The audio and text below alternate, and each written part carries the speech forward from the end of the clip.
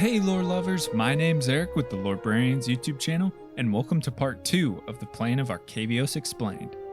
Arcavios is a truly vast plane where untold treasures and stories lay buried under centuries of blood and dust, and where magic and magecraft grow unbridled within the walls of the illustrious Strixhaven University, center of knowledge and study of the mystic arts. In part 1, we explored the vast lands of Arcavios in detail, learning about the peoples and cultures that populate them, as well as the 5 colleges of study that make the foundation of Strixhaven.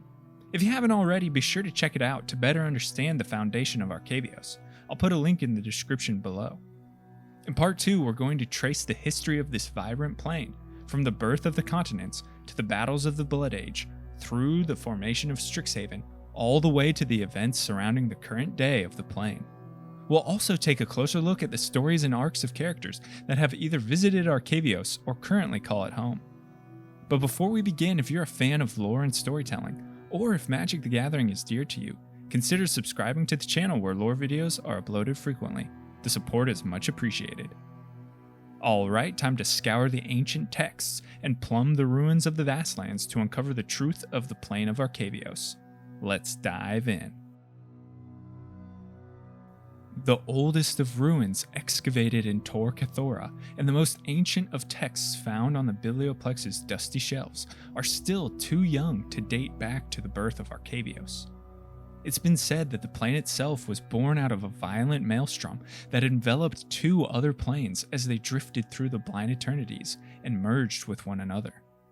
Although no one knows for certain when the catastrophic event took place, remnants of it yet remain on the surface of Arcavios as a reminder of its violent birth.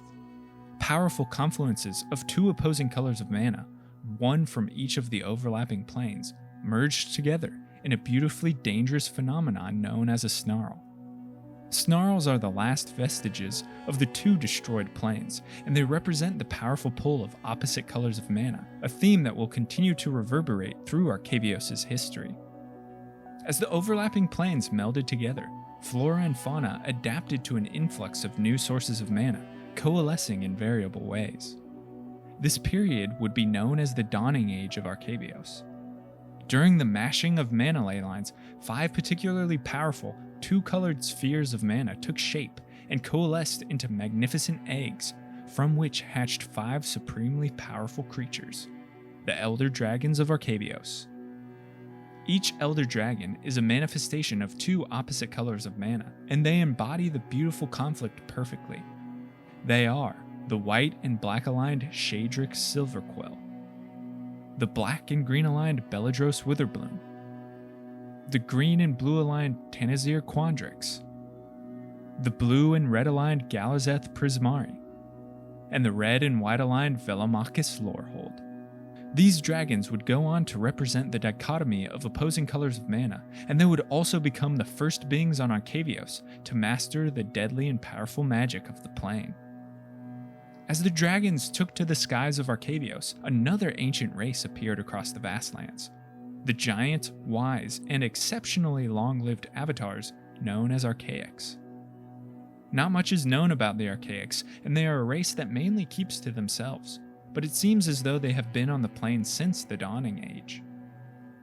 They have an innate ability to wield magic and quickly adapted to the violent shifts of mana during the birth of the plane. Although perhaps not as skilled in magecraft as the Elder Dragons, Archaics can still wield spells to devastating effect, and mages of the current age frequently seek them out to uncover arcane knowledge.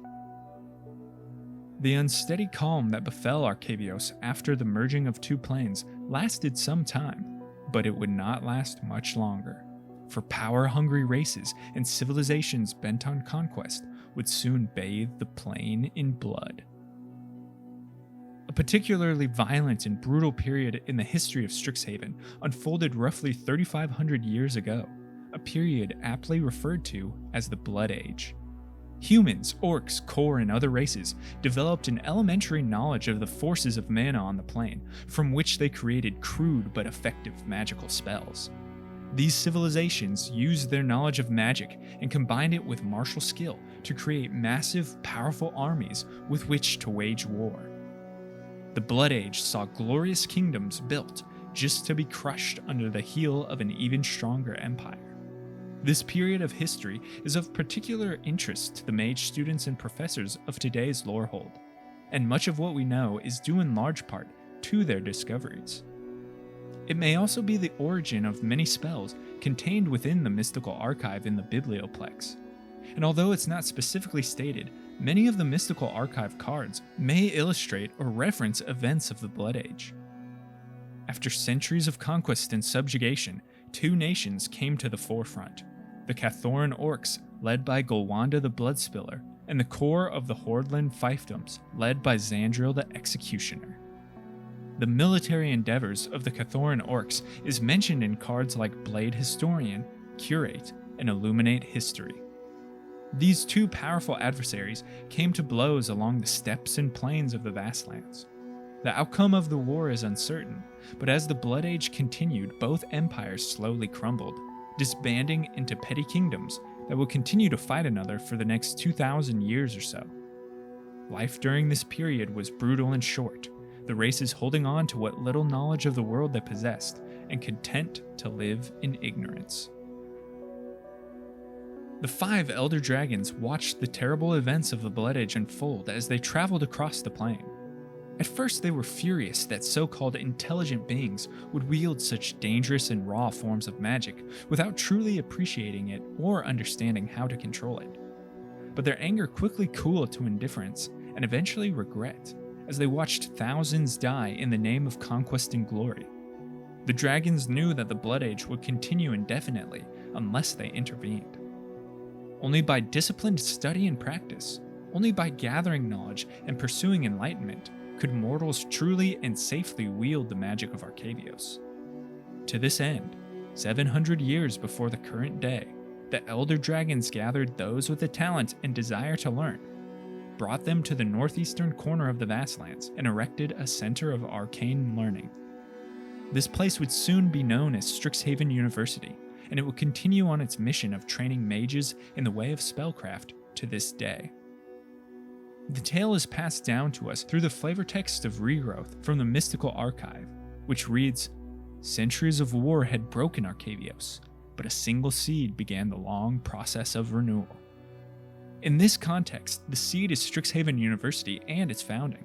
It's interesting to note that this bit of text comes from a tome titled The Mystic Age, a Saga of Spells, which tells us that 700 years ago, the Blood Age came to an end, and from it the Mystic Age was born, the age of magical discovery and insight that currently dominates Strixhaven. As the decades and centuries passed, the nascent Strixhaven gathered more students and more followers, as thousands flocked to hear the secrets of magic the Founder Dragons dispersed. Soon, the university became so large that entire colleges of teachers and learners were created, each with a specific focus on 2 conflicting colors of mana, tied to each of the Founder Dragons. It's likely that the Biblioplex, the largest library in the multiverse and center of Strixhaven, was erected during this time. The 5 colleges took on the names of their founders: Silverquill, the College of Eloquence; Prismari, the College of Elemental Arts; Lorehold, the College of Archaeomancy; Witherbloom, the College of Essence Studies; and Quandrix, the College of Numeromancy. A few centuries after its birth, Strixhaven became a well-oiled machine of progress, education, and enlightenment, and the Elder Dragons felt comfortable enough to leave its maintenance in the charge of their brightest pupils, mages that became the first deans of the university. With their purpose of safely transferring magical knowledge fulfilled, the Founder Dragons once more took to the skies and have since traveled the vast lands of Arcavios. Though it's not specified when exactly, Liliana Vess planeswalked to Strixhaven in her youth and joined the College of Witherbloom to learn more about necromancy and the magic of life and death. She may also have had an interest in the Daemogoth, demons of Strixhaven. As we step closer to the current day, whispers of malcontent stir around Strixhaven and the Vastlands. Mage outcasts, failures, or those expelled from Strixhaven secretly gather and form an underground society, one that sees the Elder Dragons as hoarders of knowledge, dragons that refuse to share their skill or insight of the Blood Age with the larger world. and they see the Dragon's University as nothing more than a twisted machine of propaganda. The professors and students living in ignorance, content with simple tricks rather than the powerful spells of ages past. The mages of this secret society became known as the Oriq, and their mission is to infiltrate and destabilize the university that cast them out, to free the world from the dragon's monopoly on magic. A few years before the current day, a particularly bright and talented young mage named Extus Nar came to Strixhaven to learn magic and hone his skills. A charismatic and confident individual, Extus was a perfect match for the College of Silverquill, and he quickly rose through the ranks, becoming one of their most promising mage students. He was drawn to the black aspect of Silverquill, using anger and scathing remarks to fuel his dark magic and damage his enemies. His ego grew tenfold during his time at university, and as he graduated, Extus sought to inherit the title of Oracle, the most powerful mage of Arcavios. His dreams were brutally crushed, however, when the Elder Dragons refused to grant him the position. They could sense that he wanted to twist magic to fulfill his own fantasy rather than preserve and protect. They granted the title to the Elder Mage Jadzi and cast Extus out, appalled by his dark motives. A wounded, dejected Nar wandered the vastlands aimlessly, grieved by how far he had fallen and furious at the university that betrayed him. He was given a chance at revenge when an Oriq agent approached Extus and recruited him into their organization. He was glad to join others that had been cast out, left behind by Strixhaven. Now that we've laid the historical groundwork of Arcavios, our focus can shift to the story that surrounds the current day and the Strixhaven set. The first glimpse of Strixhaven comes not on Arcavios, but on the plane of Kylem, where planeswalking twins Rowan and Will Kenrith hone their skills in the arena of Valor's Reach. The two have recently received a mysterious letter of acceptance to the mystical University of Strixhaven on the plane of Arcavios by fellow planeswalker Kesmina, the Enigma Sage. Kesmina knew the Kenriths were planeswalkers and watched their talents on display in the fighting arena on Kylem. Pleased with their potential, but knowing that they still have much to learn of themselves and the greater multiverse, Kesmina offers them a place to achieve just that, and extends an invitation to join her at Strixhaven. Rowan sees it as an opportunity to learn devastating new spells and increase her expanding power, where Will sees it as an opportunity to learn magical theory and the histories of the multiverse. The twins accept Kesmina's offer and follow her to Strixhaven. They're immediately impressed by the sheer enormity of the university, as well as the amount of magical skill held by the mage students and professors that scurry past them in the commons. After seeing the pair to the gates, Kesmina bids the twins farewell, stating that she has other matters to attend to while they settle themselves. But shortly after their arrival, Will and Rowan witness a magical duel unfold between a Prismari and Silverquill mage student. Will suggests passive observance, but Rowan's reckless nature sees the twins join the duel, which quickly devolves into a large fight between colleges. During, Will tries to coordinate his magic with Rowan's, like they have practiced hundreds of times on Kylem and Eldraine, but something isn't quite right. Rowan's lightning is no longer in sync with Will's ice. This realization is the first cut in their strong bond, which continues to be tested throughout the story. After the duel is broken up, the Prismari mage students are impressed and ask if the twins have decided on a college. Their innate predilection towards blue and red mana make them a perfect fit for the College of Elemental Arts, so the twins join the Prismari. Meanwhile, Liliana Vess has returned to Strixhaven for some weeks and is currently under the guise of Professor Onyx, teaching classes to young mage students of her alma mater. But she's not come merely to profess. Liliana has been racked with guilt since Gideon Jura sacrificed himself to save her life during the War of the Spark on Ravnica. Fueled by grief and regret, and no longer in possession of the powerful Chain Veil, Liliana has returned to Strixhaven in hopes of uncovering a spell that could return Gideon in his full form from beyond the grave. Liliana approaches the Elder Dragon Beledros Witherbloom, Master of Essence and the Cycle of Life, and asks for knowledge of such a spell. The dragon refuses to assist and warns Liliana that she is treading in dangerous waters. That type of magic has too many risks.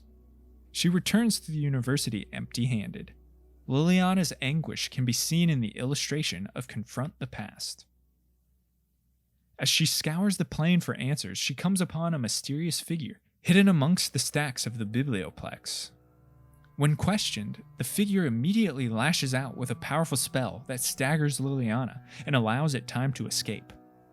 Though she doesn't pursue, Liliana knows the figure to be a member of the Oriq that have infiltrated the university in search of things she can only guess.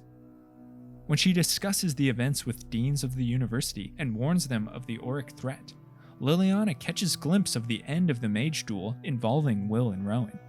She senses the power they share and knows them to be planeswalkers like her.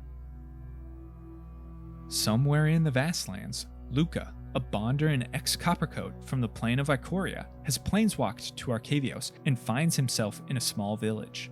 His unfamiliar face and the strangeness of his garb pulls the attention of the villagers, who believe him to be an agent of the sinister underground Oriq, and they attack. Although able to defend himself, Luka leaves the village and is driven further into the Vastlands. He sees the similarities between Arcavios and Ikoria. Like his home, this plane is one where a select few hold power and rule through fear. They use the fear of the Oriq to control their villages. While trekking, Luka stumbles on a fight between a Dragon's Guard mage and a group of Oriq agents carrying beasts and supplies. The Dragon's Guard are elite mages dedicated to serving the Founder Dragons and ensuring peace across the Vastlands. She makes simple work of the Oriq, but when she turns her attention toward Luka, he reaches out with his bonder's powers and calls upon a vile creature lurking in the forest not far away. It's chitinous and multi-limbed and has a particular appetite for the mage. Although she dispatches it, the Dragon's Guard is burned by the fiery fox Mila, a creature Luka saved and bonded during his travel. News of Luka's ability to control the vile creature is brought to Extus Nar, the Oriq overlord, and man responsible for creating it. The creature is known as a mage hunter, which we can see in the illustration of the card that shares its name.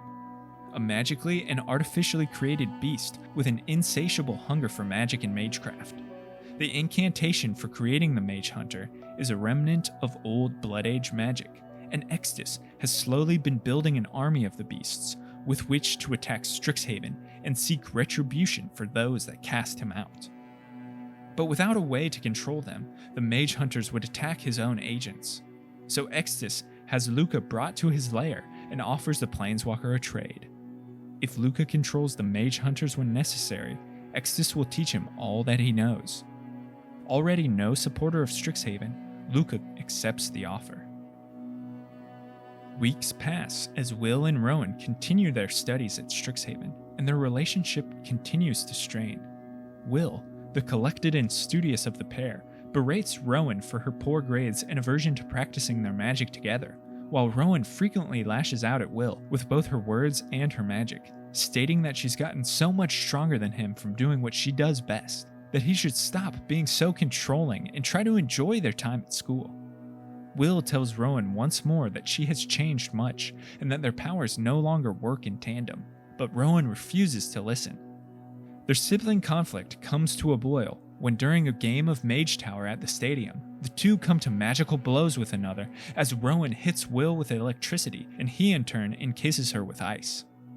Their fight is stopped by Professor Onyx, who takes the two back to her office. She warns them of the danger of infighting, stating that it makes them weaker and gives their enemies strength. Will and Rowan stand confused. Rather than being scolded by their teacher, Professor Onyx admits to them that there are those who wish the university and its students harm, that the Oriq are a real threat, one to be taken seriously, and that bickering between the siblings only helps them achieve their goals. She tells them that the coming threat to the university is dire, and the professors may not be able to stop the Oriq alone. The twins may have to make a stand, and Professor Onyx asks them what they would do. Continue to argue amongst themselves, or come together and fight the Oriq. Briefly snapped out of their arguing, the twins seek out knowledge that will help them stop Extus, albeit in their own ways. Will consults the texts and tome of the Biblioplex, seeking victory through knowledge and understanding, while Rowan gets a burst of imaginative possibility when she sees a friend pull the magical essence out of a pest to fuel more powerful spells. As the twins prepare, Kasmina stands before the gate of Strixhaven University. She's used her owls to spy on Luka and the Oriq, and knows that the Planeswalker is just on the horizon. Luka approaches Kasmina, with neither the Oriq nor the Mage Hunters in sight. Kasmina is saddened to see a man with such promise fall to such lows, while Luka rebuts, saying that he's tired of seeing those in power use others as their pawns. Strixhaven is no different than Ikoria. With words unable to defuse the situation, the two Planeswalkers lock themselves in battle, which is highlighted in the art of Test of Talents. Although Kasmina's powers are enough to defeat Luka, he reveals that his approach was nothing more than distraction to allow the Mage Hunters and Oriq to gather. As the very ground trembles under the army of Mage Hunters, Kasmina planeswalks away, while Extus gives Luka the order to commence the attack on the university, seen in the card Mage Hunter's Onslaught. Confusion quickly gives way to panic, then a deadly fight for survival as the army of Mage Slayers pours across Strixhaven. Shrieks of death and the din of battle are punctuated by mystical salvos as mage students and professors desperately try to hold ground against the onslaught of unnatural killers. Luka coordinates the Mage Slayer attack with the power of his Bonder ability, having groups of dozens corner and surround the university inhabitants. In the turmoil of battle, Will and Rowan reunite, their feud forgotten, but their preparation for Extus cut short by the attack.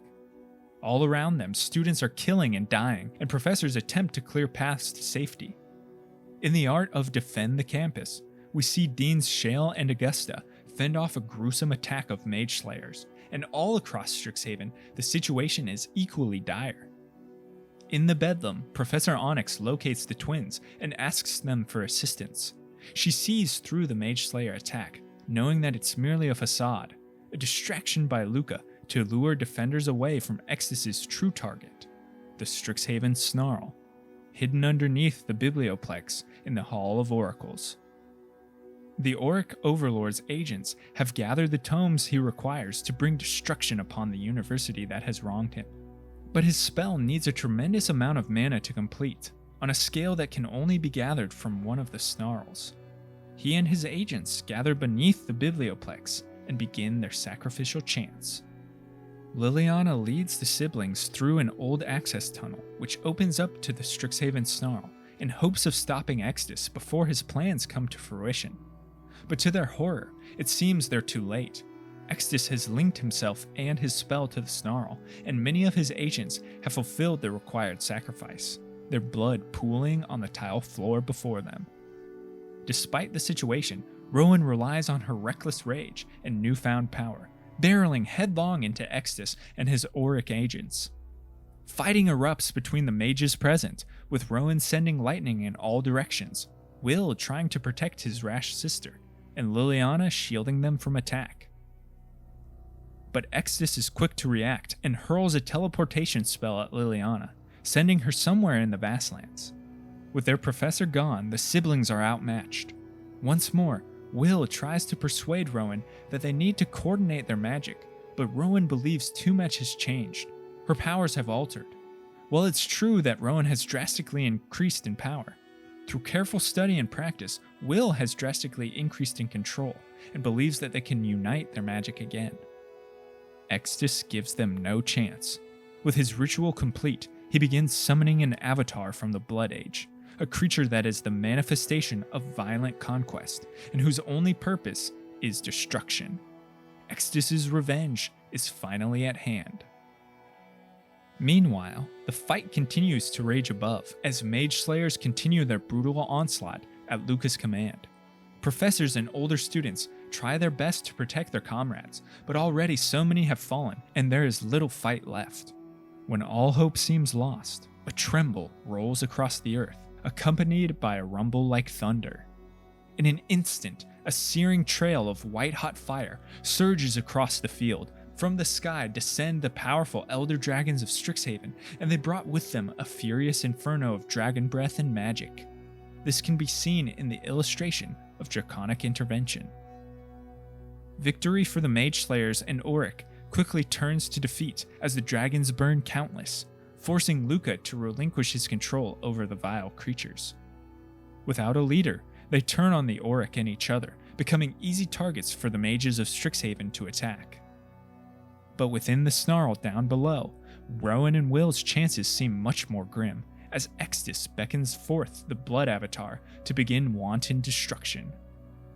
Never one to accept defeat, Rowan attempts to halt the summoning by applying the knowledge she learned from watching her friend.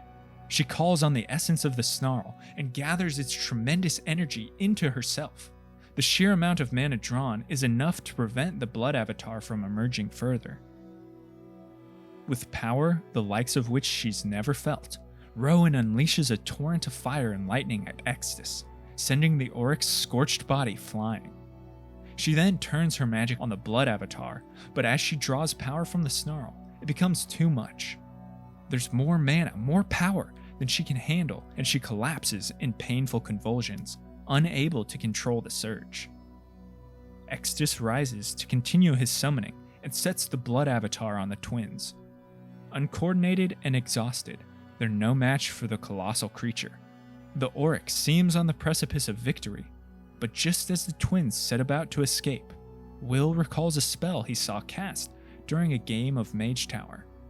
A spell that allowed the caster to control the will of a summoned creature. Realizing that the Blood Avatar is also a summoned creature, Will believes he can replicate the spell if Rowan provides sufficient amounts of power from the snarl. The two siblings coordinate their spells and hurl a ring of control magic at the Avatar that locks around its neck and binds it to their will. This is seen in the illustration of Culmination of Studies. In a blind fury at having been bested by two young mages, Extus moves to strike back, but a massive fist from the Blood Avatar swings down swiftly, crushing the Oriq Overlord and his plan of a destroyed Strixhaven. With Extus dead, his summoning spell is halted, and the Blood Avatar is slowly dragged back into the Strixhaven snarl, but not before one last lash at Will and Rowan. It swings a massive sword and strikes the twins before being pulled out of existence. Rowan emerges from the debris, bloodied but unharmed. Will, however, was struck by the blade and lost his right leg. With the ceiling of the Hall of Oracles collapsing, the Deans Nassari and Lisette find the exhausted twins and pull them to safety. 5 weeks after the attack, some semblance of normal returns to Strixhaven University. Will Kenrith has taken to his prosthetic leg of metal and ice, a reminder of what he and his sister went through. Rowan has grown both in strength and understanding, but is eager to leave. Will brings up that they can still learn so much on Arcavios, and perhaps uncover why their magic is still not sinking like it used to. So she agrees to remain through the end of the semester. Professor Onyx has also decided to stay on Arcavios and remain a professor at the university. She takes the advice given to her by Beladros Witherbloom and attempts to live her life in a way that would honor Gideon, helping others become better versions of themselves. Her only stipulation being that she be called by her real name of Liliana Vess. Elsewhere, Kasmina's owls continue to track Luka, but he no longer poses much of a threat now that the Oriq organization is in ruins and their mage hunters destroyed. She turns her attention towards the Kenrith twins, who no doubt will prove to be critical in future events. For Kasmina is gathering Planeswalkers to unite against a grave threat to the multiverse that lurks just beyond the horizon. Thanks for watching this video on the history of Arcavios and the story of Strixhaven. Arcavios is a plane rich in lore and stories to dissect, and I hope we return one day to witness the consequences of the events that unfolded within the university. But now I want to hear from you. Let me know your favorite character or creature from Strixhaven in the comments below, as well as suggestions for future videos. Shout out to Alex Joaquim for the intro and outro music. The references used can be found in the description. Until next time, go forth and explore the lore.